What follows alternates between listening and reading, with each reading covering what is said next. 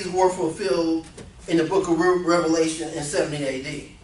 And the reason why 70 AD is so significant, that's when the Jewish revolution took place.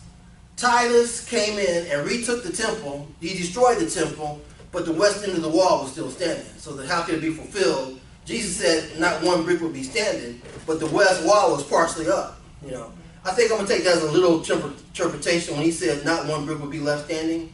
You've heard that before. It was all fulfilled in 70 AD. Well, that's what you call a preterist view. When you hear pastors teach that, they're teaching from a preterist viewpoint. And that preterist is spelled Preterist, preterist view. So if you look up preterist view, you'll get a whole, it'll go deeper than what I'm going into. I'm just giving you kind of like a little bit of an outline of it. The second view is called the historist view. Revelation is, basically they're saying Revelation is symbolic representation of present course of history from the apostle life through the end of the age. Events and symbols connected to major or key events dealing with the church in Israel. So they basically believe that the book of Revelation is an ongoing process connecting to current events that's taking place, like Protestant Reformation, when the Protestant church broke away from the Catholic Church. One of the other viewpoints that these people have, they either feel like the Roman Empire was responsible for all this prophecy, or they feel like the Catholic Church is responsible for all the negative prophecy.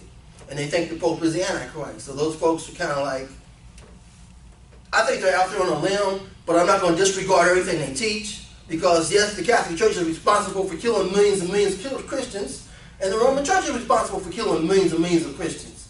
But on the flip side of the deal, some of the best theologians that we have come from the Orthodox tradition, okay? Because they really opened up the way, you know, for what we're doing right now. So we can actually say that the Protestant church is the child of the Catholic Church, you know.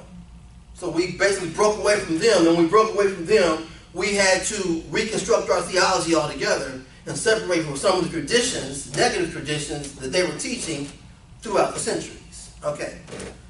The other view is the futuristic view, or the futurist view, which they believe that Revelation chapter 1 is past tense, Revelation chapter 2 and 3 is present, and Revelation chapter 4 through 19, is connected to the 7-year tribulation.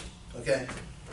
Now, just because a person says there's a futurist, it doesn't necessarily mean that they're going to, you know, uphold all these viewpoints from A to B. You know, they may be a futurist and sharing some of the preterist views or historical views or historist views. You know what I'm saying? It could be a combination of different views. And the last but not least is the idealist view or the spiritual view.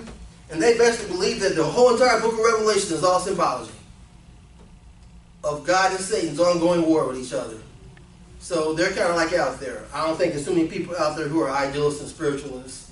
They're either going to be one of these three schools of thought. Now I tell people, reject all the schools of thought. Consider them, but as you begin to read, you read your commentaries and you look at the different ways they're being interpreted, but just don't say, well, I'm a preterist, and just say, this is how I'm going to interpret the whole book and that's it. Because then you're going to end up being off on a few things. All right, now that's the setup on the book of Revelation. Now let's go to the book of Revelation.